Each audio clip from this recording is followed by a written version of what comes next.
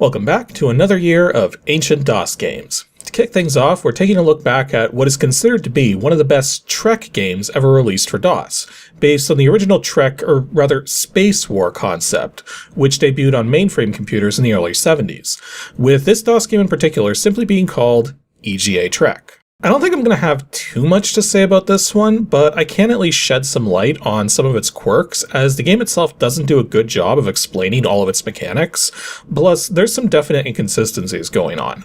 The game's not bad by any stretch, but it's going to seem highly unfair on higher difficulty levels, unless and until you understand the various things the game's not telling you.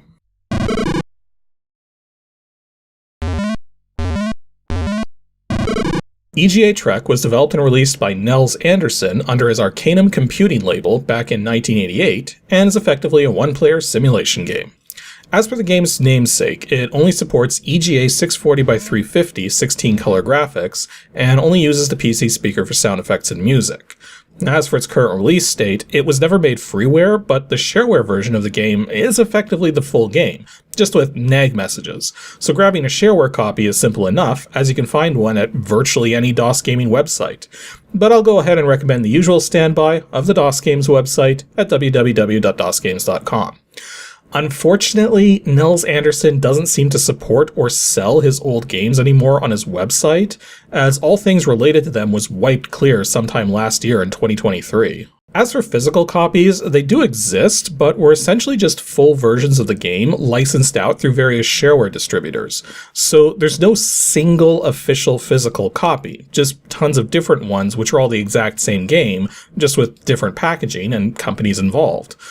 Because of this, though, when you do manage to find physical copies, the prices are often ridiculous, as everyone thinks they have some ultra-rare thing, which, okay, yes, the specific copy you have is probably rare, and physical copies of the game itself are quite difficult to come by, but a single floppy disk from some random shareware distributor, regardless of its contents, is not worth the hundreds of dollars people are trying to gouge for this thing. Now, if you find a disc for $5 or $10, then sure, that makes more sense, as you're effectively paying the same amount it would have cost to register the game. The premise of the game is pretty simple, and follows a standard Trek/Spacewar formula. You play the role of a starship captain for the Union, as it's referred to, effectively this game's equivalent to the United Federation of Planets, defending an important section of the galaxy from the Mongol Empire, which just declared war and began invading. A third party known as the Vandals are also interested in the outcome of this conflict, but are staying decidedly neutral, never attacking first, but not taking sides either. While this is going to seem a bit weird at first, playing a Trek game without the common Trek themes like the Enterprise and Klingons and phasers and such, do bear in mind that earlier versions of the game were indeed based on Star Trek lore, as you can see now. This changed with the release of version 3.0 specifically, and while there's a theory roaming around that lawyers must have gotten involved, I doubt it. The changes feel more like Nels covering his bases preemptively, rather than responding to a cease and desist, especially given that the matter-antimatter converter in the original game was changed into the energy converter here. A change which absolutely would not have been necessary, given that antimatter is a real concept, not a fictional trademarked one. But I could be wrong. In any event, before you're given command to the USS Lexington, you're first asked to select your command level between 1 and 5, which is effectively the difficulty setting. This makes a massive difference in how hard the game will be, with the first setting of 1 being extremely easy, and the highest setting of 5 being borderline impossible, with 2 and 3 likely being the settings you'd want to play on just for casual runs. Now, unlike nearly every other Trek game, though, this one doesn't actually present you with an in-game time limit. Rather, instead, the faster you can win in terms of stardates passed, the more points you earn towards high scores at the end. Now, I'll go over some of the specifics of what changes a bit later when it becomes more relevant. Once you're in the game proper, immediately type W6 and press enter. The game always starts you with your warp speed set to 1, and if you try to warp to another quadrant without adjusting this, then a massive amount of game time is going to fly by in an instant. The W in particular is a shortcut for the warp command, which for some curious reason doesn't work properly in my version of the game. I have to use the W shortcut, and I'm not entirely certain what's up with that, given that all the other commands work as expected. And yeah, that's basically how you play the game, is you type in a command, you're then presented with input on what you want to do with the command, and you type in how you want to proceed. Now, if you type in the help command, you can get a list of every command recognized, but the 6 commands you're going to be using the most, by far, will be move, to actually go anywhere, sh up for shields up, shdn for shields down, laser to fire lasers, torpedo to fire torpedoes, and dock to dock with starbases so you can resupply. Another thing you also need to get used to right away has to do with the coordinate system. Now, like just about every other thing which exists, which uses a grid and coordinates to refer to spots on said grid, you always type in the vertical coordinate first, followed by the horizontal coordinate. And so, for instance, a coordinate of 7, 2 means 7 spaces down and 2 spaces across. This isn't hard to get used to, but it's definitely going to trip up players who are more used to traditional coordinate systems, where the horizontal position comes first and then you have the vertical position. If the ship's computer system becomes inoperative, though, you need to start entering delta x and y values instead. Again, remembering that x is in reference to vertical and y is in reference to horizontal, both of which go towards the top left corner as negative and towards the bottom right corner as positive. Plus, when entering delta values, you separate out quadrants to move as the whole value and use a decimal value for sectors to move, with each of the 64 spaces within a quadrant each being referred to as a sector, and the big map of numbers being the 64 quadrants you're patrolling. Yeah, I know, it's a kind of a lot to take in, which isn't explained very well and contradicts real-life stuff to a degree, but again, it's not that hard to get used to. One thing that is a little weird, though, is that every time you use the move command, you have to input 2 numbers to move around the quadrant you're already within, and 4 numbers to go to a different quadrant, with the first pair of numbers being the quadrant and the second pair being the sector. The reason this is weird is because the positions of everything in every quadrant changes every time you enter, and is done in such a way that you can never end up moving directly on top of something else. You still have to make sure you have a clear path out of the quadrant you're in, it's just the sector you elect to move to in the destination quadrant doesn't matter. Well, still, when setting a destination sector, I find it's best to plan ahead, such as lining up with the edge of a quadrant if you're simply planning to warp out immediately, or choosing a middle coordinate if you're going to attack enemy ships. This brings us to the shields. And you can tell if your shields are up or down, as the icon for your ship will be white if the shields are down, and yellow if the shields are up.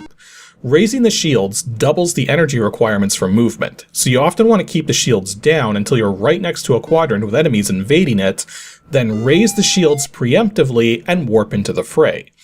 Having the shields up also reduces torpedo accuracy and makes the lasers less capable of doing damage, but that's a small price to pay for helping to prevent massive damage to the ship's systems. As is typical for these kinds of games, you have a number of systems on your ship, each of which can take varying degrees of damage. When damaged, the system will either show up in yellow to indicate it's functioning but at reduced capacity, or red to indicate it's non-functional until repairs are complete. And typically, your systems take damage from enemies attacking you while your shields are below a certain level of integrity. However, if you're playing on any command level other than the easiest, certain systems will sometimes just spontaneously fail. And occasionally this is accompanied by text indicating that a spy was found on the ship, but oftentimes this text doesn't show up, suggesting that the system is just failing for no reason at all. And this happens frequently, so much so that I find surviving the higher command levels has a bit more luck involved than it really should. However, not every system is super critical for survival. For instance, the energy converter simply produces 400 raw units of energy per 1.0 stardates when fully operational, and allows transferring power between your main energy reserves, impulse engines, and shields. 400 raw units of energy is surprisingly little. Your main energy reserves max out at 5,000 raw units of energy, shields at 2,500, and impulse engines at 500. Thus, if the energy converter suddenly goes offline spontaneously, it's generally not that big a deal, seeing as you'll be making frequent stops at starbases and they can fill you back up themselves. Actually, the whole thing with stardates passing and repairing damage is kind of annoying, as the numbers involved are just wacky. Whenever you've got damaged systems, you can use the repair command to see a list of what systems are damaged, how long those systems will take to repair normally, and how long they'll take to repair while docked at a starbase, and yes, it has to be a proper starbase, indicated by the middle number for the quadrant you're in being a 1. If the middle number is a 2, then it's a research station which can only offer life support assistance if your life support system is damaged, while if the middle number is a 3, then it's a supply depot which offers both the life support assistance and can restock your torpedoes. However, the actual repair times go way faster if you opt to spend an amount of stardates focused on repairs. Specifically, 3 times faster than the normal rate while out in space, and twice as fast as the docked rate when docked at a starbase, with the normal docked rate already being 2.5 times faster than normal. Complicating this, though, is the fact that if you focus on repairs, you can only focus on a single system at a time. Thus, to optimize the time spent repairing systems, you have to really dial in this math, otherwise it's just going to lead to wasted stardates. And then on top of all of that, if your life support system is damaged at all, then a special gauge will indicate to you how many days of life support remain, and typically it's barely enough time to get anything done. Granted, if you're aware that focusing your repair efforts gets you a 3x boost while in the middle of nowhere, then you may be okay, but if the life support system is badly damaged, then every move you make is going to determine if you live or die. And yes, you can be right next to a starbase, a single command away from salvation, and still end up dead because every time you fire your impulse engines, regardless of the distance traveled, it consumes 0.2 stardates. Which was exactly how much air I had left in that moment there. Anyways, let's talk about combat. At the lowest command level, combat isn't anything too egregious. You warp into a sector with hostiles, then fire lasers and torpedoes to defeat everything, but range is a factor in all of this. Not just for you, but for your opponents as well. Plus, the more damaged an opponent is, the less damage they can do to you. Now, given that hard hits are more likely to cause severe damage to your systems than weak hits, it's best to spread damage around to everything in the vicinity rather than focus on a single target. Though once you start having to deal with Mongol command ships and bases, those will need considerably more firepower to take out and can do a lot more damage in the short term. Most Mongol ships, except for the commanders, can be taken out with a single torpedo at close range, or with between 500 and 700 units of laser energy, again depending on range. Commanders typically take 2 torpedoes, 3 at longer ranges, and bases are similar, 2 torpedoes up close, 3 to 4 if there's a bit more distance involved. And also keep in mind, you can only fire a maximum of 3 torpedoes in a single turn, and that's only if your torpedo tubes are in fully working order. However, once you start raising the difficulty, battles will start to progress in more challenging ways. For instance, large groups of enemies can tractor beam you from a nearby quadrant into their own, plus when you're in the middle of a fight, it may entice enemies in nearby quadrants to join the fray. Though I've noticed only one enemy ever transits between quadrants at a time, and again, only if you're in the middle of combat or we're just about to leave combat. You also eventually have to start dealing with plasma bolts. If a plasma bolt is fired, you'll get a warning about it, since these bolts do massive damage and cannot be dodged if you remain in the quadrant. But you get 1 turn to act before it hits. Warping out of the quadrant is typically the best defense. However, if you happen to have a plasma bolt shield raided from an abandoned settlement, that would be the time to use it. Yeah, those planets you run across aren't just for show. By moving close and using the orbit command, you'll do a scan and reveal either nothing, raw energium deposits, which can be mined and then used with the use command in dire emergencies to get your power back, or sometimes there'll be signs of a settlement, which you can then get some unique items from to use later. When you use the land command, though, you'll have to choose between a shuttlecraft and transporters. Really, so long as the transporters are fully functional, use them, as they're functionally equivalent to the shuttlecraft, but faster. You can sometimes end up attacked when landing though, and if that happens, there's no point making a second attempt, as whatever you detected, which enticed you down to the surface in the first place, it's not going to be there anymore. Lastly, there's 3 important mechanics to mention because they're seemingly minor, but can have major consequences. Novas, black holes, and the death ray. Well, let's talk about the death ray first, because this has been done in a very weird way.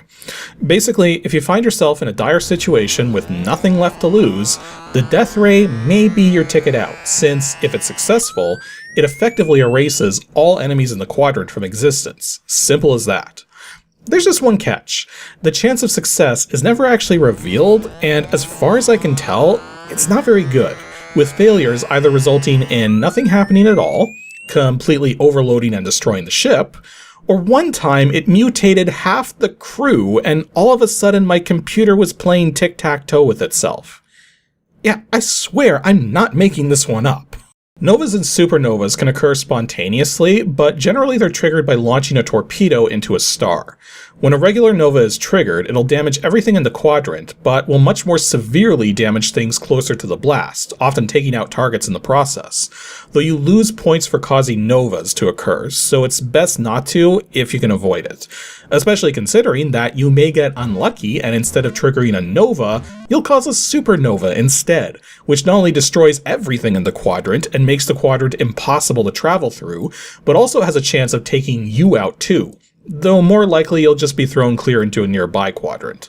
But then we have the black holes. These show up at all command levels and are the silent killers of runs through this game, because the only way to know they're there is to look at your short-range scan and see if any of the grid dots are missing.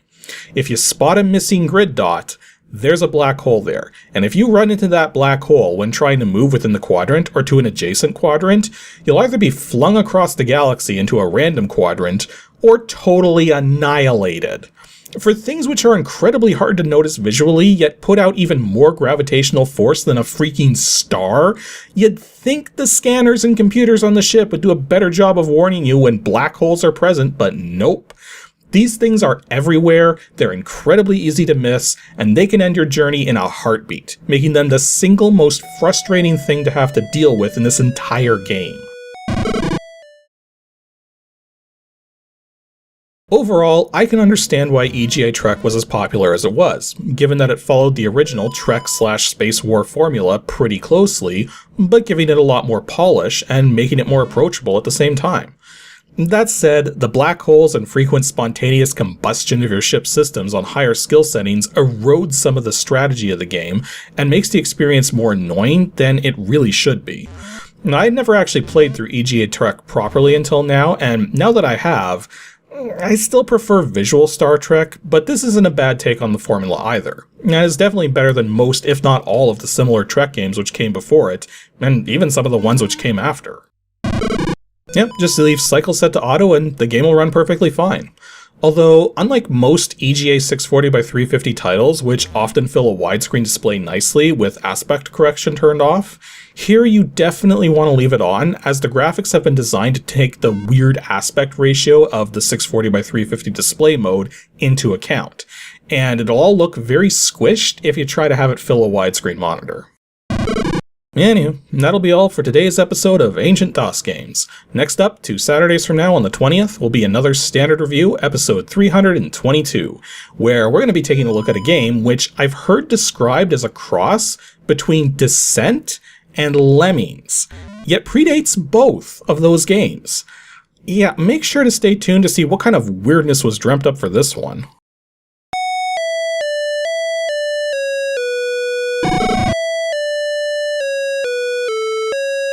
Thanks for watching, everyone, and extra special thanks to everyone supporting me on Patreon.